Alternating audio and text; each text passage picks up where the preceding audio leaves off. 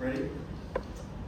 Well, good afternoon. Hi, I'm Vincent Ashley. I'm the president and CEO of Mental Health Colorado. We're the state leading advocacy organization working for healthier minds across the lifespan for all Coloradans by promoting access to housing, health care, supports and services, working to end discrimination and promote well-being. Thank you so much for being here with us today. We're here today in support of Senate Bill 117 to protect Colorado patients suffering with eating disorders and improve treatment outcomes in Colorado's eating disorder care centers by creating standards that will ensure access to compassionate, gender-affirming, and effective care. Today, we also want to recognize its National Eating Disorder Awareness Week from February 26th through March 3rd. This annual campaign seeks to educate the public about the realities of eating disorders and to provide hope and support to individuals and their loved ones affected by eating disorders. It's estimated that over 30 million Americans will have an eating disorder in their lifetime. Tragically, eating disorders also statistically have one of the highest mortality rates of any mental illness, and without treatment, up to 20% of people with eating disorders will lose their lives. Age has been found to be a significant predictor of mortality for patients with anorexia, and young people with anorexia experience a 32 times greater increased risk for suicide. Rates of eating disorders are also significantly higher for the LGBTQ+ community. In addition, we know that individuals in the BIPOC community with eating disorders are half as likely to be diagnosed or to receive treatment. Despite being a national hub for eating disorder treatment, Colorado's eating disorder facilities currently lack the programmatic oversight and regulations needed to ensure patient safety and high-quality treatment. Unfortunately, we have heard countless stories from Colorado patients with eating disorders about traumatizing treatment practices. As recently as last year, 2 patients at the Denver eating disorder facility, aged 11 and 14, repeatedly attempted suicide after the facility's leadership instructed staff to ignore the patient's behavior, prompting an investigation by the Colorado Department of Public Health and Environment. Senate Bill 117 will work to prevent tragedies like this by ensuring patients receive gender-appropriate accommodations and care, and regulating practices like the use of forced feeding tubes, isolation, and other treatment practices that have caused harm to patients. We believe this legislation is a critical step forward to put more Coloradans on the path to recovery, and we are grateful to legislators for prioritizing compassionate and effective care for all patients seeking treatment for an eating disorder. With that, it's my pleasure to introduce our first speaker, Dr. Hagman. Thanks for being here today, and it is especially meaningful that Senate Bill 117 is being introduced during Eating Disorders Awareness Week. I'm Dr. Jennifer Hagman. I'm a child psychiatrist, and I've been the medical director of Children's Hospital's Eating Disorders Program for the past 3 decades. The legislative process this session and in last year's session has brought together legislators, individuals with lived experience, and healthcare providers in a critical and essential effort to decrease the barriers to getting help, to improve the experience of care, and to address some of the issues that contribute to the risk of having an eating disorder. The pandemic, as we all know, significantly impacted young people and led to an increase in the onset and severity of eating disorders.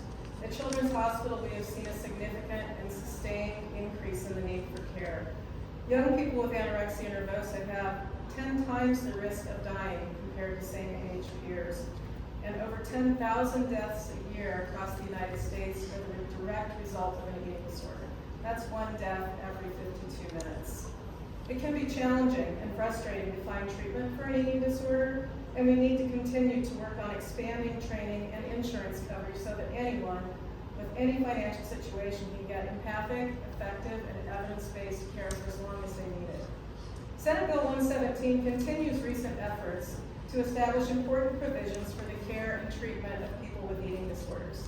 The passage of this bill will also go a long way towards helping improve public awareness and the challenges faced by individuals and the families of a loved one with an eating disorder. As a state, we need to continue to have a strong focus on mental health and youth, prevention, early intervention, and taking action, meaningful action, to decrease the risks that threaten the immense potential of young people and really everyone in Colorado. This includes the diet culture and related body dissatisfaction, bullying, and social media. I want to thank Senator Cutter, Representative Kennedy, and Mental Health Colorado, and everyone from Eating Disorder Foundation, the folks with lived experience and their loved ones, for bringing this bill forward, taking leadership on this issue. We look forward to working closely with the Behavioral Health Administration on regulations to implement the bill. And we are grateful for the attention the legislature in Colorado continues to give to children's mental health policies and the actions being taken on Senate Bill 117 today to support the health and safety of people with eating disorders. Thank you.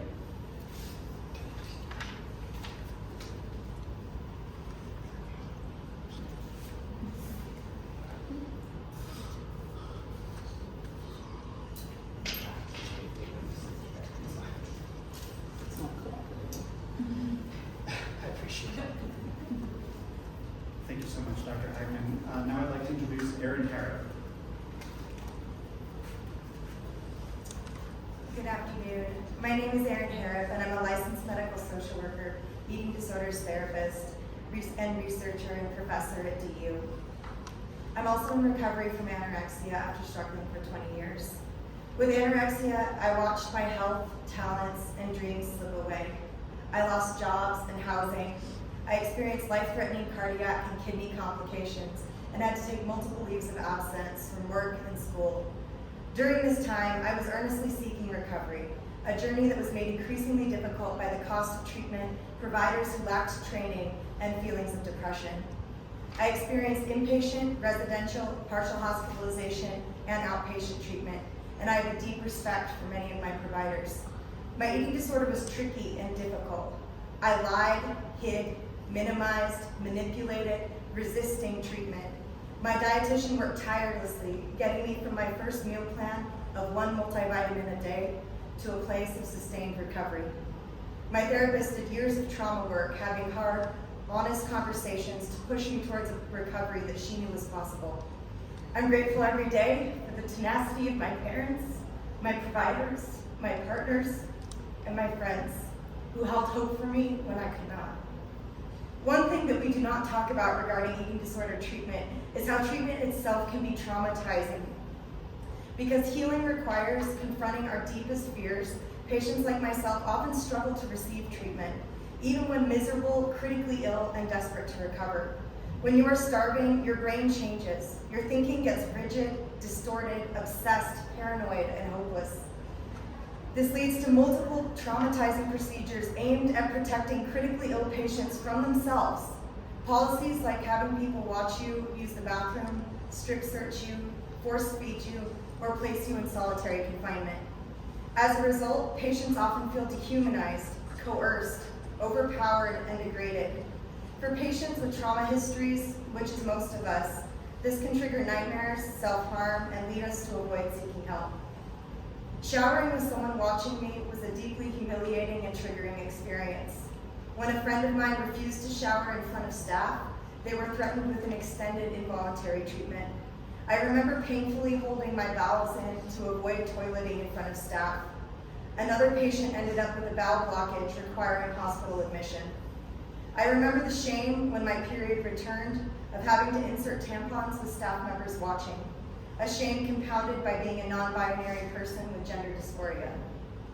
I was strip searched. One of my most poignant memories of treatment is standing in shorts and a tank top, deeply ashamed of my body, while medical staff measured my entire body with calipers to determine my body fat percentage. I asked a dear friend to share some of their experiences. They shared about being physically and chemically restrained while being force-fed, terrified they would aspirate on their feed. They shared how the bathroom and shower monitoring mimicked their child sexual abuse. They shared about worrying they would die in solitary while being restrained. They shared about how they still have nightmares from their first hospitalization 15 years ago and how they would rather die now than return to treatment despite being critically ill today. Surprisingly, eating disorder treatment has been largely unregulated at state, national, and international levels. As a result, many of our practices mirror the carceral system with similarly dehumanizing practices. We should not have to surrender our basic human rights when seeking care. Pause for that. By establishing legislation to oversee and create more consistent guidelines for treatment centers, Colorado is at the cutting edge of eating disorder legislation. This is a good first step towards improving, humanizing, and critically re-examining our treatment practices, but there is much more work to be done. I'm deeply grateful to this bill's sponsors for building momentum on this vitally important issue, to my colleagues who work tirelessly for their patients, and to my fellow patients who've shared their stories today. Thank you so much.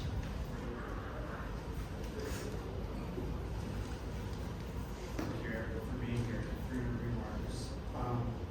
I'd now like to introduce our, not our final speakers.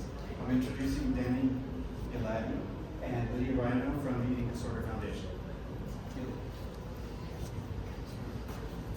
so much for being here. We're so grateful to be here representing the Eating Disorder Foundation. My name is Danny Gillidy, the Executive Director, and this is Lydia Rhino, our Program Director. And we're both here today, standing here in front of you, because we've both experienced such personal, tragic loss to eating disorders. I lost my sister to an eating disorder about 17 years ago, and Lydia lost her mom to an eating disorder in 2019. We're both here holding two different stories, and I lost my sister when she was 18, and Lydia lost her mom. So, shows you that eating disorders affect everyone. And what we can say is that treatment failed both of them in very different ways in and out of treatment centers. And so this bill is a lifeline to begin the process of reforming treatment.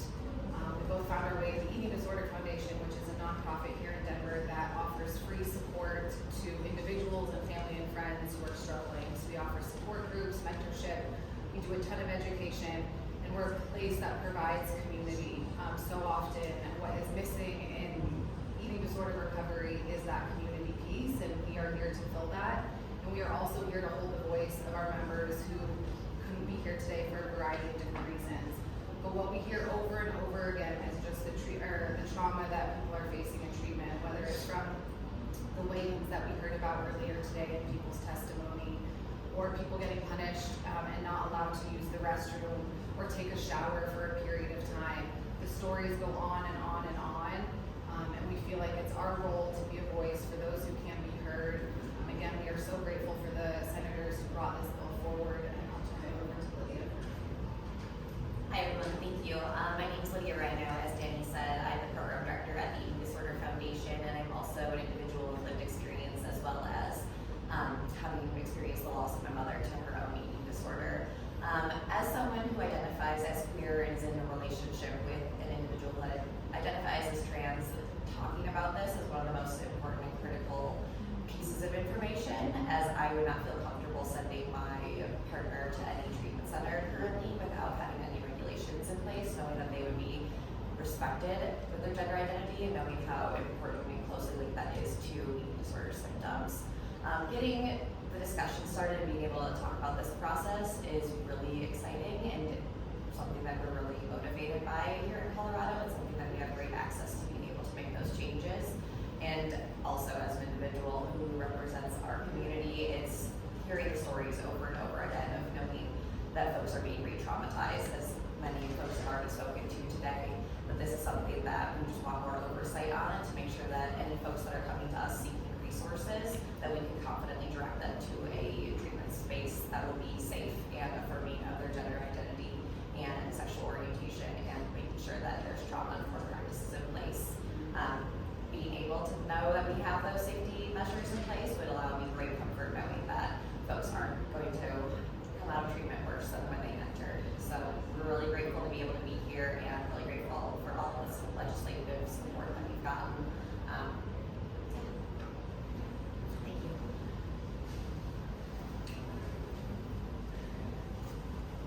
Thank you, Laura. I think that the senator is still in committee So that brings our remarks to a close. Are there questions? For accommodating this, we went over a little bit in committee, as you saw, but I'm really happy to be here to talk about this bill. And as Vincent said, today we're here in support of Senate Bill 117 and in recognition of Eating Disorder Awareness Week. The reality is that nearly 1 in 10 Americans will have an eating disorder in their lifetime, a rate that is increasingly spiking among our youth. In fact, from 2018 to 2022, eating disorder insurance claims increased 65% nationally, with the largest increase in individuals aged 14 to 18 and the second largest with those 19 to 24 years old. Our young people are suffering. If left untreated, eating disorders will claim up to 1 out of 5 patients' lives. Yet our treatment system often fails to provide appropriate, empathetic care for those seeking support in overcoming this deadly condition. As lawmakers, we have a responsibility to take action to increase opportunities for healing by implementing standards of care that ensure compassionate, humane treatment for all Coloradans suffering with eating disorders. We believe this bill will do just that. Our bill will prevent the use of treatment practices that increase patient trauma, promote patients' rights, and ensure quality care for one of the most deadly mental health conditions. We've heard too many tragic and traumatizing stories from patients, some of them children and their families, and there's on my heart today, there was some very powerful testimony, and I'm grateful. Patients at Colorado's eating disorder treatment centers often prescribe punitive environments, including being threatened with feeding tubes and isolation. They also point to a lack of cultural sensitivity, particularly for LGBTQ patients, as well as privacy concerns. When the treatment is worse than the illness, we know we won't see positive outcomes in our communities that our communities and patients need. We can and we must do better, and I'm hopeful that my colleagues as this continues to move through the process, I'm hopeful that my colleagues will recognize this legislation as an important step forward in our efforts to ensure all patients have access to high-quality health care. We're, again, so grateful for the brave patients, providers, and advocates that are here today to share their stories and support this important bill. So thank you all for being here.